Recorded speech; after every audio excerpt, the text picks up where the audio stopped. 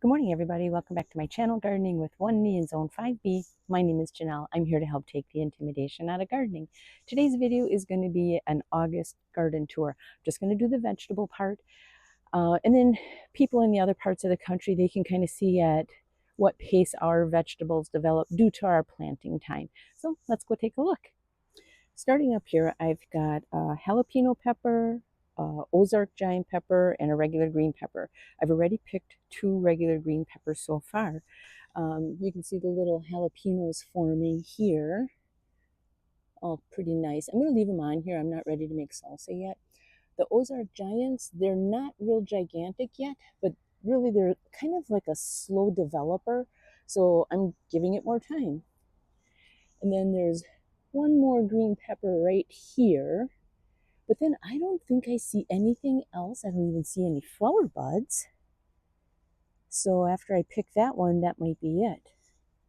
That's kind of a bummer. That means I would have gotten 3 green peppers from one plant. Here are some cucumbers that I planted in June, just to see if it was going to work, maybe beat the cucumber beetle cycle. You can see it's starting to throw off some little tendrils. Right here is the strawberry patch with some random dill. I'm going to leave the dill, and I'm going to pick the heads and keep them over the winter and maybe do something with them. Right now, I don't need them. I just made some pickles, so my need for dill for canning is pretty much done. Now, I did a video a while back about making additional strawberry plants using the runners, and right here is one, and here's another one. And as you can see, I have more runners coming out. So this weekend, I think I'm going to do is I'm going to fill up some more pots and pot up some more. They did winter okay in just a pot in some crates, and I mulched with some chopped up leaves. Here are some of my slow growing cabbages. I already picked 2 cabbages and I made some sauerkraut. These are doing pretty good. I have to actually spray these every day practically with neem oil to keep the bugs at bay. So that's what these cabbages look like. Here's one that's developing pretty nice. And then right here is a huckleberry. And you can kind of see these dark purple berries here. This is what I'll be harvesting. If they have a little bit of green to them, you're not supposed to pick them. You just want them to get to that really nice dark color. This is one of the onion beds in front of the house, and it also has a random pepper plant in here. You can kind of see it's got a curly Q kind of pepper. That looks like that is a cayenne pepper, according to the tag, so that's good. You know why I grew that, right? Cayenne peppers make cayenne pepper. These here are Ailsa Craig onions. They're not a great storage onion, but they're supposed to produce really, really large onions. And they are pretty big, except for these 2. And it might be just because they're not getting the kind of sun they need. Onions like sun, water, and nitrogen. And I don't know why I have a mugwort growing here. I don't remember planting it, but look at how big this is. Each.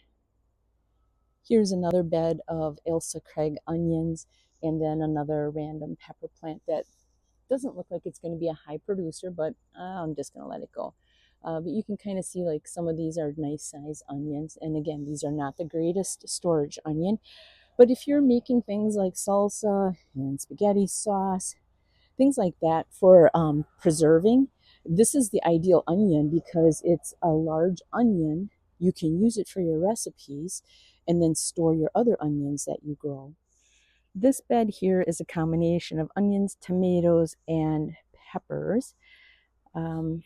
These are the Utah yellow onions, and they're getting to be a pretty good size. They are not quite all ready to be harvested. If they were ready to harvest, their necks would kink over. I did see one here. Now, I don't think this is really a Utah yellow. I had 2 of them that look like red, and I planted these from seed.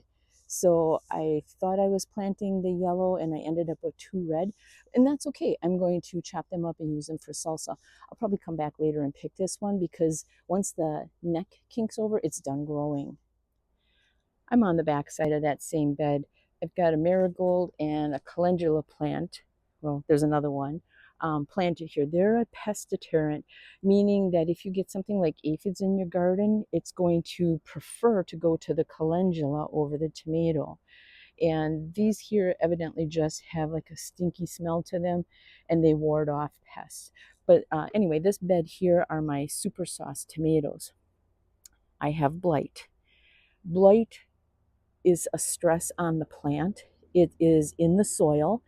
I did not know I had blight in this bed until now, but you can kind of see what it does to the leaves here. And no matter how much pruning back you do at this point, the rest of the plant is going to have it. Now, you can still use the fruit that comes off of it. However, you might not get as large a fruit or as much. But as you can see, these super sauce tomatoes, these are producing really, really nice. And then this here, this is so cool. This is new to me. This is a Carmen pepper, and it's supposed to be like somewhat like a really mild jalapeno to a green pepper. And just look at those. Now, the lady that gave them to me, she said, let them on the plant. It takes a long time, but they turn red, and then they're better red. So you can kind of see I feel like it's a high producer, so I'm definitely going to save some seeds from this.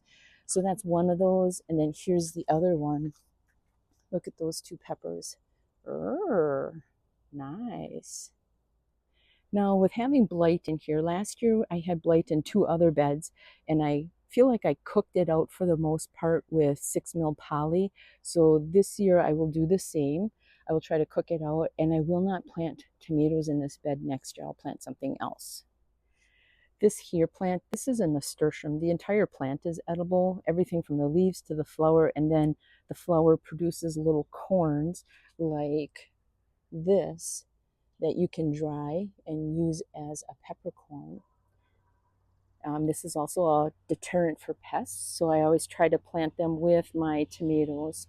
Tomatoes like to have their companion plants, things like nasturtium and calendula for sure. So if you're planting and you want a little help with pest control, plant one or the other or both in your bed, and that's definitely going to help. You won't have to use chemicals, maybe not at all. I almost forgot to show you, this is my 3-year-old rosemary that I grew from seed. And they don't like to have wet feet, but they do like to have some sun to help with their development, little dandelion fluffs. So I will winter this plant in the house again. Right here, these are my red kidney beans. And I did a video where I planted these from a bag of beans that I got at the grocery store, you know, beans to eat. I put 2 in each 5-gallon bag. I'm not going to harvest them. I'm going to let them dry on the plant so that I get my own dry red beans. So I have 7 plants altogether. 1 didn't make it. And then under here, this is a sweet potato that was growing on my compost heap. So I stuck it in the ground. We'll see what happens. And here is, these are 2 beets, and they remain covered with a garbage can just because the critters love the fluffy soil and want to dig around. And I want a couple of beets. So I have to play this game. Here are 3 tomatoes. They are also showing signs of blight. So next year I will not be putting tomatoes in these grow bags. I'm going to have to figure out to do something with this soil because that fungus in there, that's no good for going forward unless I can cook it out or treat it some way. So I've got some research to do. But the signs of blight again are these spotted leaves. You can see it's producing a nice amount of tomatoes. I think I even saw, yeah, there's a reddish one. And now this little cluster of tomato plants here, these are the ones that did not sell at my plant sale. And instead of tossing them, I planted them, and they're beautiful. I mean, look at the fruits. I can't complain there. And then this one here, this was accidentally broken during the plant sale. It was a sheer accident, and I didn't have the heart to throw it away, so I planted it. You can kind of see down here where it should be going like straight up the middle here, but instead it's got these branches. But it's okay. It's okay. And this is also the area where I found the tomato hornworms. And you can kind of see the damage that they did. There's no leaves there. Then here too, you can see there's a lot of leaves missing. Now I only found the 4 hornworms. I fed them to the raccoons and the birds. I haven't seen any since. And I don't think, I don't know, I'm just going to keep my eyes open. What tipped me off is that there was a bunch of their poop on the ground here, and I swept that up so that I could tell if there was going to be more. And so far, so good. In these little grow bags here are white potatoes. They were planted late. They are covered because the critters love fluffy soil. One is growing, this one here is struggling, but they had, oh, they did it again. They tunneled under here. I gotta end that. And then this one here never grew. So I don't know. I might leave it. I'll check it later. I'll dig it up myself just to see if there's any sprouts. If there's sprouts, I'll keep it. And maybe I'll just let this one go in the house for the winter months. And then here I have a couple more cabbages. They're starting to form their nice little heads. This one here died not once, but twice practically. And now it came back. Oh no, it was this one here. No, that one. So I never give up. And you can see there's yellowing of leaves. That happens. Not everything looks like the picture on the seed packet. Always know that. So don't think something's wrong with your stuff just because it doesn't look like the picture on the seed packet. They look for their perfect vegetables to take pictures of. Right here are 3 of the taller grow bags, which I have carrots in. I usually pick my carrots at the end of August, but I did notice some what we call shouldering. And what shouldering is that you can see the tops of the carrots. Can you see that orange in there? They're not going to be big, it looks like, but I'll take what I can get. There's random dill growing in there. These here bags had my second crop of peas, but as you can see, the digging never stopped. The peas really got beat up. Bummer. This bed here's got some tomatoes, just 3 of them. These are the San Marzano tomatoes. These plants have blight, and I had to pick some early because if you can see, I have creatures that are coming here and eating them. So they must be good. That's what I say. I've got some fava beans here, which I'm just going to be growing mainly because I want the bean seeds again. And I did a video about this. The fava beans, I think I got like 25 or 30 bean seeds in the packet, which isn't a whole lot. And I think, well, some of them got dug up. Let's just say that. Some of them got dug up. The reason why I want these is because they are something that goes deep into the soil and keeps the soil broken up. They are also full of nitrogen. So after I pick these beans, this is going to be a chop and drop kind of plant that I'm going to work into the soil. Again, we've got some calendula. We've just got some sweet peas growing here. They're just a flower. You can kind of see their purplish color. We'll get a better look on them on the other side. Here's some more blight. And this one here, this bed I did cook the blight out of, I thought. However, when these tomatoes are done, there's not many days of hot weather left anymore, and our daylight hours are much shorter. So that might be a problem. I might just have to leave it covered longer and just hope for more sunny days. Right down here, this is 2 grow bags, each have a sweet potato in, and I'm trying to keep the critters from digging, so I put some pots of coreopsis. I'm going to be planting these out in my front bed, but I was just doing some cleanup in my front bed, potted them, and I'm going to move them back out there eventually. Just got to be so hot. Here's another calendula plant. And then another little nasturtium. You kind of see this has got a variegated leaf, very cute. And then this here is my second crop of peas, and I just picked some last night. Again, the picture on the seed package shows 9 little peas tightly in a row in an open pod, and you can kind of see there's not 9 there. There's probably close to 9 there. Nevertheless, they're still going to be great. I'm still going to eat them, but just know that because, well, here, look at this one. There's no way there's 9 peas in there. So just always know, this is a message to the new gardeners. Just because the picture on the seed packet shows one thing and you end up with something else, it's not a total loss, okay?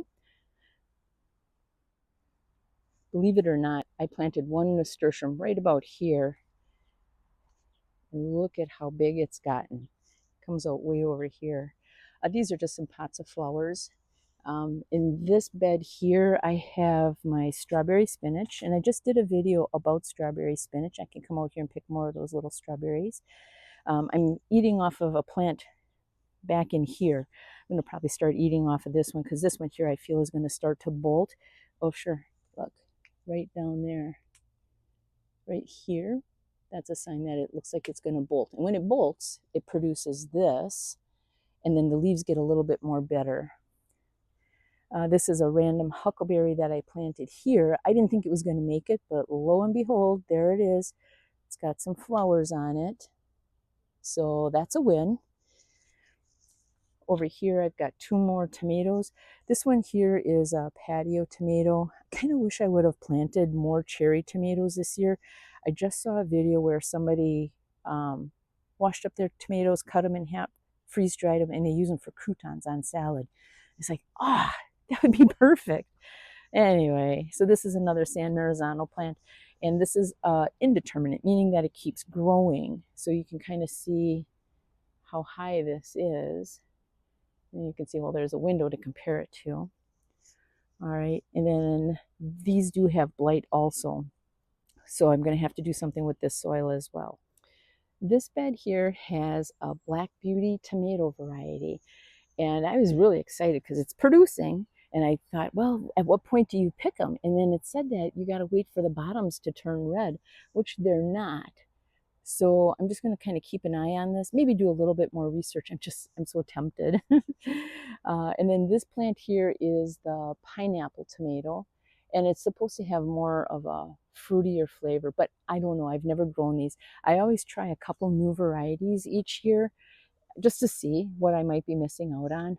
And these are my 2 choices this year. Now, this bed had blight last year, and I tried to cook it out, but you can kind of see the yellowing on the leaves. I have blight again.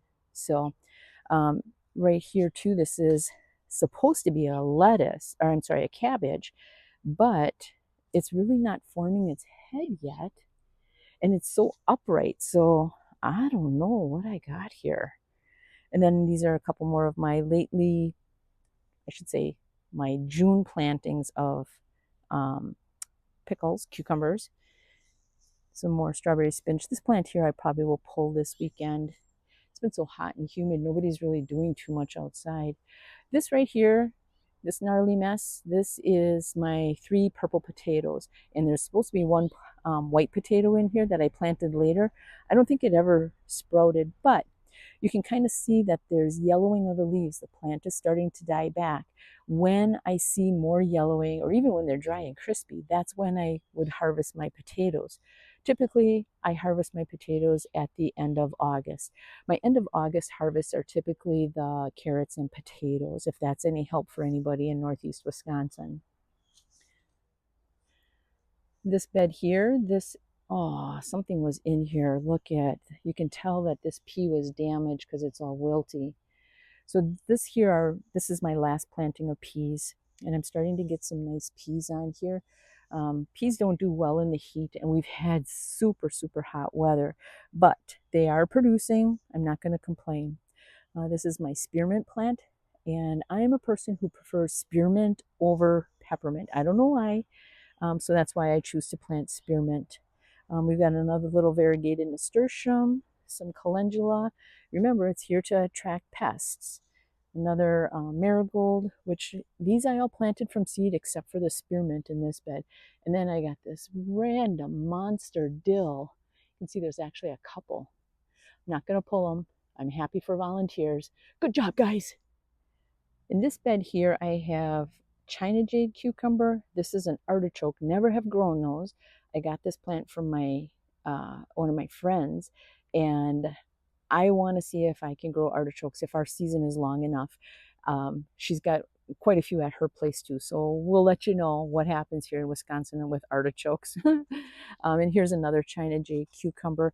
These produce a cucumber that's a little bit longer and curlier. So you can kind of see this one here. Very delicious. They do have seeds. They're supposed to be like a burpless, but I think in order for a cucumber to be called burpless, I don't think it's supposed to produce seeds. I can't be sure on that. But anyway, delicious cucumber. I just did a video on making dill pickles, and I used China Jade cucumbers. Here was the home of a cabbage, which I picked. I made sauerkraut last weekend. And then this bed here has 5 more heads of cabbage. They're a little eaten up. I really got to keep on these with the neem oil. Otherwise, I'm going to have a lot more bug damage, and I don't want that. And I'm also just leaving the dead leaves here in the garden. I'm going to work those into the soil, kind of like a compost. And again, I do have some fava beans in here. They're kind of bent over. Can't really see them. And then I also planted a couple of soya beans, which is what they used to make tofu out of. That's a soya bean right there. So let's go around on the other side. Here are my last 2 kohlrabi, and I know they look a little space alienish, but remember, you take off these leaves and you peel it with a knife and then you slice it up.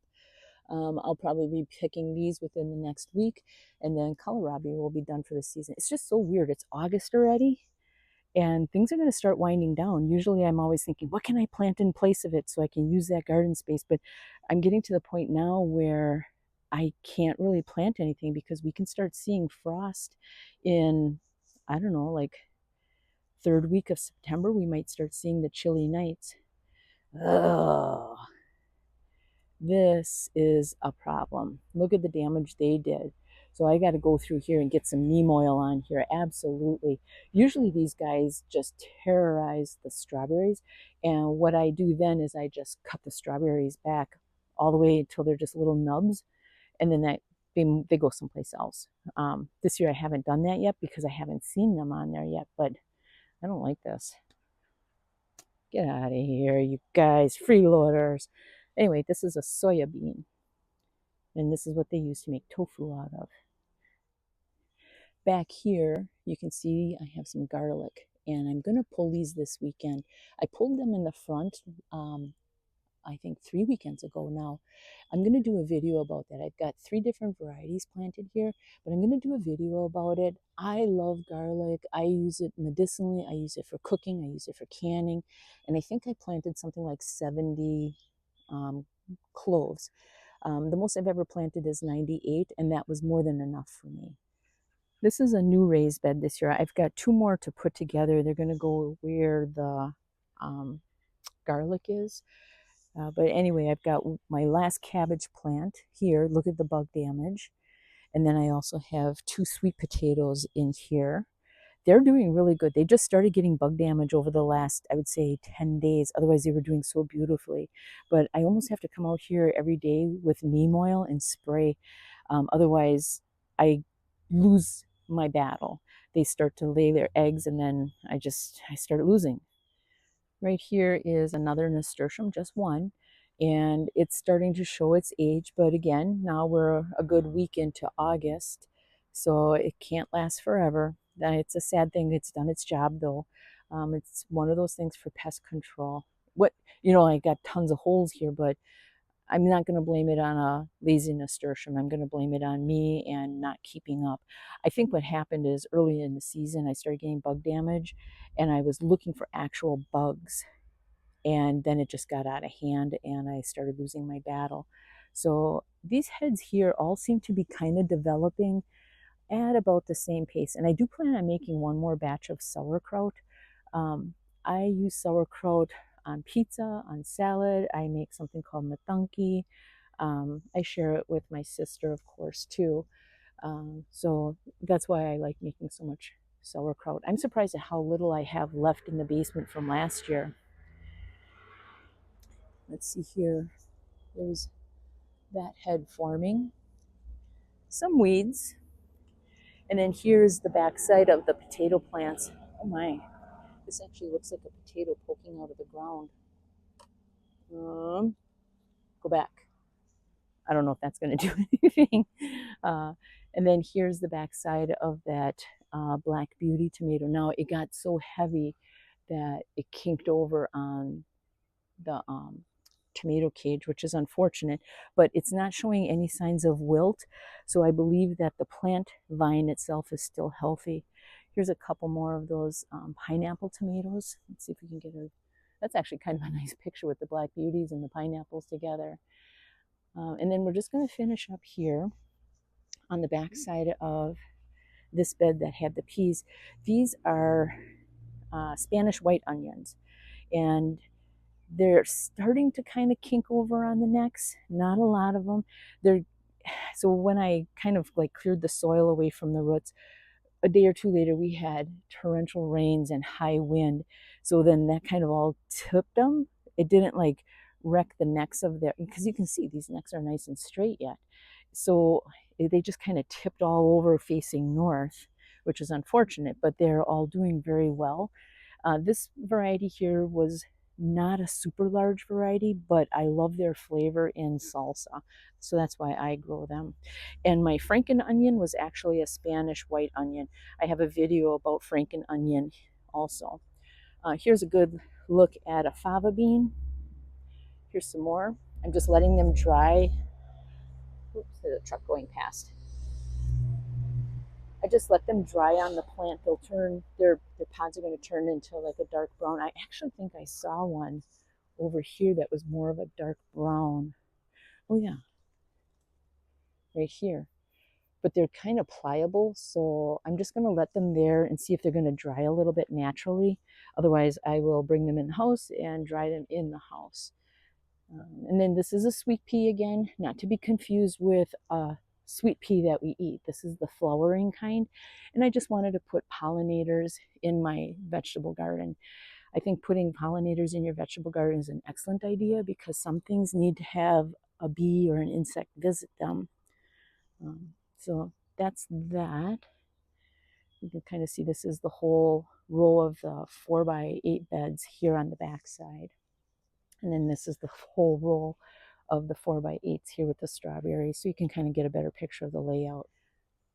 It is getting so hot.